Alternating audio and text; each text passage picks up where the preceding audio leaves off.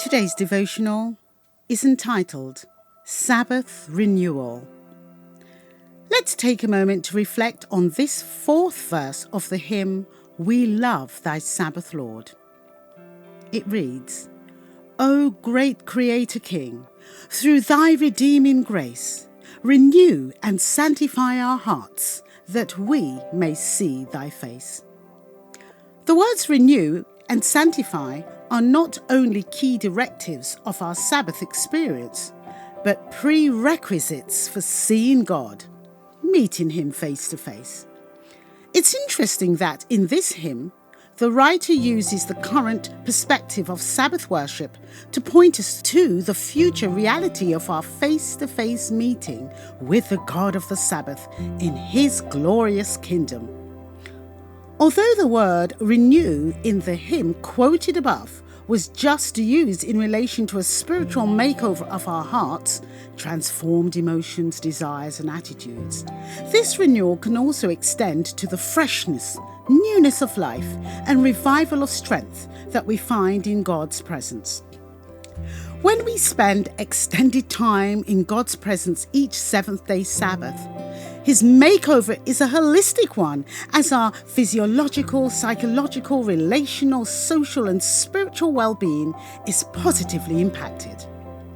The resulting change not only benefits our well-being, but also enhances our relationship with our loving Creator. This deeper connection with God helps us to focus our minds not just on the temporal, but also on the eternal.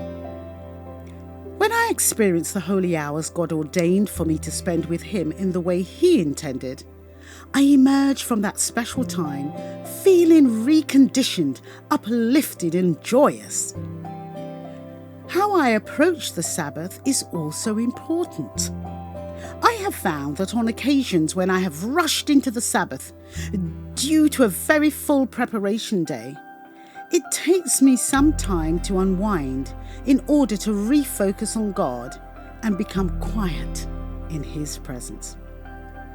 During the COVID-19 pandemic, the national lockdown with its directive to work from home brought about an unexpected understanding of and gratitude for the Sabbath. Working from home enabled a calmer and better paced preparation day, as I was less absorbed with work-related tasks, appointments, and my usual overflowing agenda.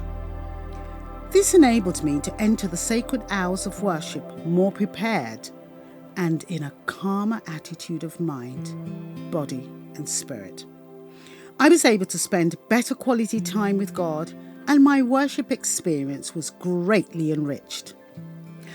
I have now replicated the lessons learnt during the time of lockdown, and Sabbaths are now even more meaningful and beneficial for me. As we enjoy sweet fellowship with the divine during these sacred hours, we can give thanks for the redeeming grace of God that makes our communion with Him possible. May we have a transformational encounter through our worship this week, as body, mind and spirit are renewed and consecrated to God.